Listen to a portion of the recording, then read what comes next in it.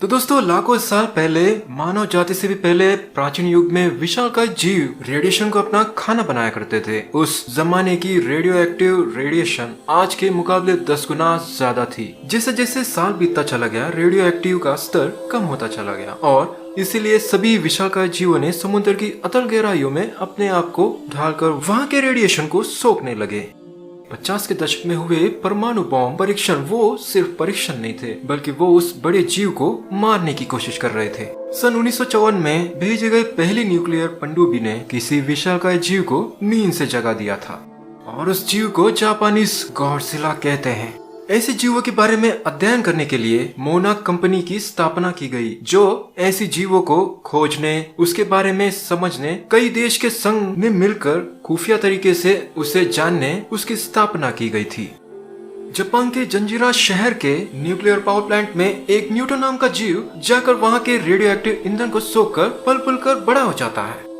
वो जीव अपने ईएमपी यानी इलेक्ट्रोमैग्नेटिक पल्स के पावर से मीलों दूर की विद्युत को ठप कर देता है। पर जब धरती का संतुलन को बरकरार रखने आता है एक बहुत बड़ा विशालकाय जीव जिसका नाम था गॉडजिला 200 और 300 फीट के 2 म्यूटो नाम के जीवों को सबक सिखाकर उन्हें मौत के घाट उतार देता है। तो दोस्तों घंटों की फिल्म को कुछ ही मिनटों में देखकर समझेंगे हम। बने रहिए मेरे साथ। तो आइए दोस्तों मूवी की कहानी को शुरू करते हैं। तो दोस्तों मूवी की शुरुआत में हम दिखाया जाता है फिलीपींस सन 1999 में चापर से घटनास्थल में जा रहे मोनाक कंपनी में काम कर रहे डॉक्टर सिरिजावा और उसकी असिस्टेंट ग्राहम को उन्हें माइनिंग के मालिक जेरी बॉयड ने बुलाया था।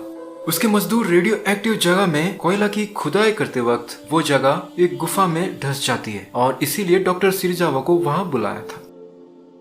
वो सभी मास्क पहनकर नीचे जाकर देखते वक्त उन्हें कई पुराना एक जीव का जीवाश्म दिखाई देता है और वही 2 अंडे दिखाई देते हैं जिसमें से एक अंडे से जीव जो है गायब था।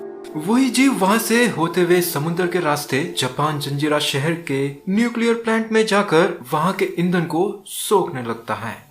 सीन घूमकर जापान जंजीरा के शहर के एक मकान में रह रहे इंजीनियर जो और उसकी बीवी सैंड्रा और उसका बच्चा फॉर्ड को दिखाया जाता है। फॉर्ड अपने पापा के बर्थडे में उन्हें बर्थडे बैनर बनाकर देने इंतजार कर रहा था पर जो अपने कोलिग से फोन में भूकंप के झटके को लेकर बातें कर रहा था। वो और उसकी बीवी एक ही कंपनी में काम करते थे। थोड़ी देर में फॉर्ड अपनी स्कूल बस से स्कूल में जाता है। जो अपनी बीवी को उस भूकंप के झटके के बारे में कहकर कंपनी में पहुंचते ही लेवल 5 में अपनी साथियों को ले जाकर चेक करने कहता है। कंपनी में पहुंचते ही सैंड्रा सूट और मास्क को पहनकर साथियों को लेकर लेवल 5 की तरफ जाती है। जो वहां पहुंचते ही उसके कलीग उसे बता देते हैं कि ये भूकंप के झटके को फिलीपींस और यहाँ छोड़कर और कहीं जापान के दूसरे प्लांट में नहीं देखा गया है। और तभी वहाँ कई जोर से भूकंप आता है जिससे वहाँ की रिएक्टर में दरार आ जाती है। इसे देखकर जो अपनी बीवी से वॉकी टॉकी से बात कर जल्द से जल्द वहाँ से बाहर आने कहता है पर वो आने में देर हो जाती है। वो रेडिएशन उस इलाके में फैल सकता था और इसीलिए जो को वो डोर को बंद करना पड़ता है। जो अपनी बीवी से रोते हुए एक आखिरी बार मिलता है। थोड़ी देर में वो प्लांट बिखरने लगता है। कुछ लोग भागकर अपनी जान बचा लेते हैं। इस नजारे को फोर्ड देखकर अंदर ही अंदर रोने लगता है। 15 साल के बाद दिखाया जाता है जब फोर्ड छुट्टियों में घर लौटता है। वो सैन फ्रांसिस्को में रह रहे बीवी एल और उसका बेटा सैम से मिलकर खुश होता है। फोर्ड बॉम्ब को नाकाम करने में माहिर था। कुछ वक्त साथ में मियाँ बीवी बिता ही रहे थे कि फोन रिंग होकर उन्हें इंटरप्ट करता है। वो फोन वाणिज्य दूतावास से किया गया था। फॉर्ड के पिता को जापान के पुलिस ने पकड़कर हिरासत में डाला था क्योंकि बंद हुए प्लांट में चोरी छुपे जाने के कारण। इसे सुनकर फॉर्ड को बुरा लगता है और वो तुरंत जापान के कैपिटल टोक्यो में आकर अपने पिता को जेल से छुड़ाता है। उसके पिता उसे अपने मकान में ले आते हैं जहाँ दीवारों में सिर्फ न्यूज़पेपर की कुछ अहम पन्नों को लगाया गया था। जो दुनिया को बताना चाहता था कि 15 साल पहले उस प्लांट में हुआ हादसा कोई प्रकृति का विकोप नहीं था। उसे भी पता था कि कोई जीव वहां ऐसा कर रहा है क्योंकि वो जीवों से आपसी संपर्क के बुक इकोलोकेशन को अध्ययन कर रहा था। पहले जैसी रीडिंग कुछ दिन पहले उसे वहां फिर से मिली थी। जो को उस प्लांट की सच्चाई को लोगों तक पहुंचाना था और इसीलिए अपने पुराने घर में रखे फ्लॉपी डिस्क की उसे जरूरत थी। फोर्ड अपने पिता को रोकता है पर वो उसे समझाकर वहां ले जाता है। वो लोग निषेध जगह में जाते वक्त सूट और मास्क पहनकर जाते हैं, पर जब जो वहाँ की रीडिंग चेक करता है उसे पता लग जाता है कि यहाँ रेडिएशन नहीं है। वह अपने मास्क को निकालकर अपने घर जाकर अपनी फ्लॉपी डिस्क को लेता है। वह अपनी फैमिली की टूटी हुई तस्वीर को निकालकर देखते वक्त उसे उसकी बीवी की याद आती है। वही फॉर्ड को उसके बचपन की टॉय मिलती है। वहाँ से बाहर आते वक्त उनकी नजर प्लांट की तरफ जाती है जिसे दोबारा बनाया गया था, और तभी वहां पुलिस आकर उन्हें पकड़कर वहां ले जाती है। वो जीव प्लांट की रिएक्टर की रेडिएशन को सोखकर काफी बड़ा हो चुका था। यहाँ फॉर्ड को बाहर गाड़ी में बिठाकर उसके पिता को अंदर लाकर पूछताछ करते हैं। डॉक्टर सिरिजावा 15 साल पहले के डाटा को देखकर हैरान रह जाता है, क्योंकि उसे लगा था कि वो सब डाटा तबाह हो चुका था। जो उन्हें इस प्लांट में 15 साल पहले हुए घटना के बारे में कहकर समझाने की कोशिश कर रहा था। उसे पता था कि वो कोई रिएक्टर की खराबी से नहीं बल्कि किसी जीव ने ऐसा किया था। वो अपनी बीवी की बात को लेकर काफी जज्बाती हो जाता है, और तब उस जीव की ईएमपी पावर बढ़ जाती है, क्योंकि उस जीव ने तीनों रिएक्टर की रेडिएशन को सोख लिया था और उसका पेट भर चुका था। लाइट्स की ब्लिंक होने की हरकत को देखकर डॉक्टर सिरिजावा अपने असिस्टेंट के साथ वहां जाता है।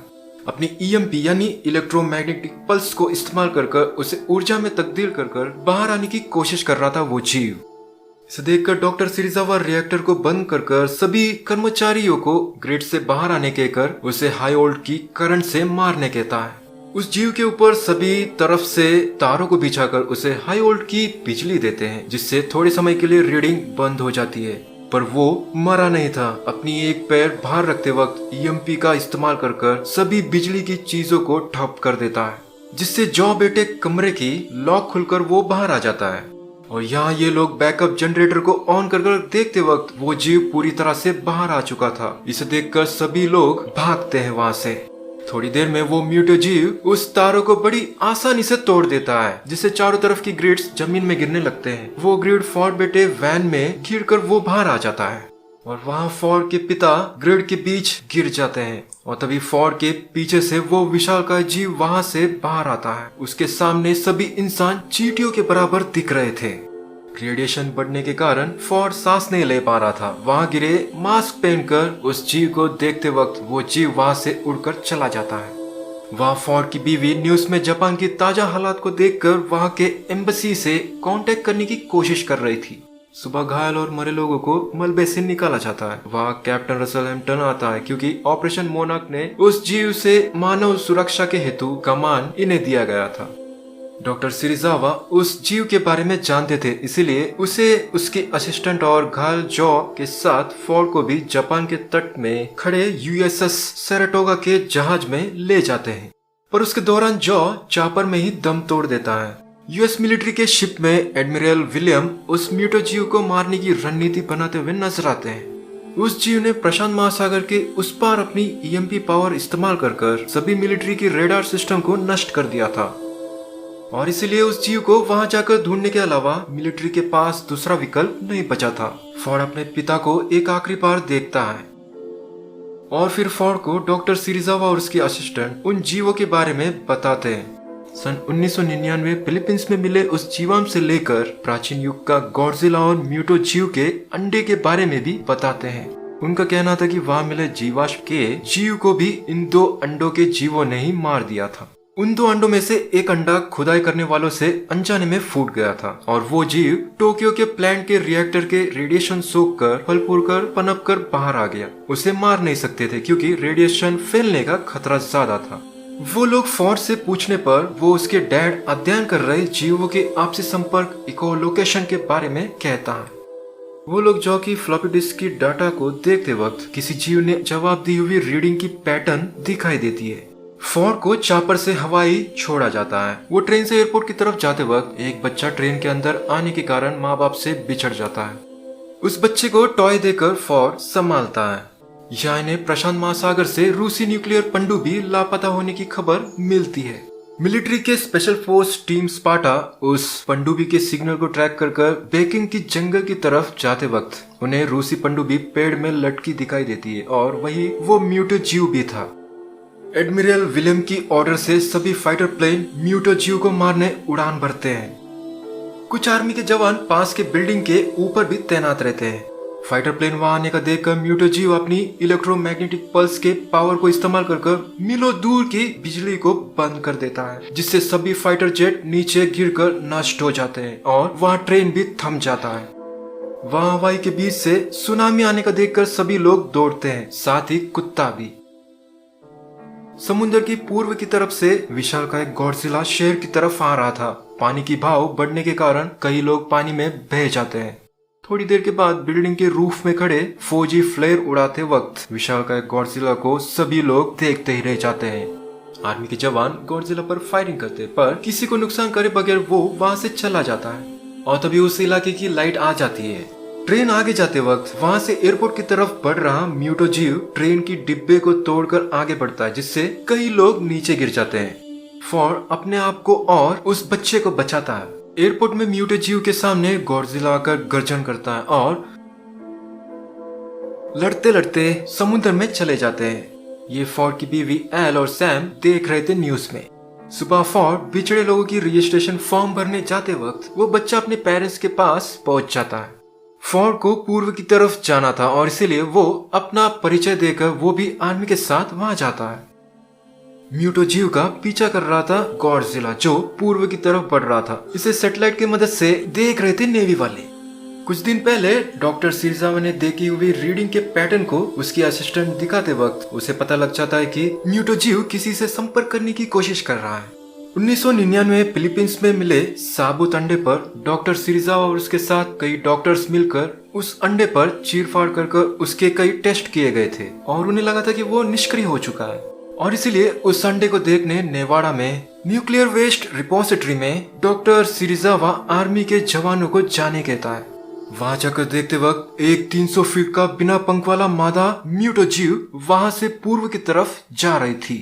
सामने आने वाली सभी चीजों को तहस महस करते हुए आगे बढ़ रही थी। यहाँ ताजा फुटेज को ये लोग देखते हैं। डॉक्टर सिरिजावा को पता लग जाता है कि नर के बड़े होने तक मादा निष्क्रिय बनी रही और अब वो जीव मिलन के लिए एक दूसरे से संपर्क कर रहे हैं ताकि अपनी नस्ल बढ़ा सके।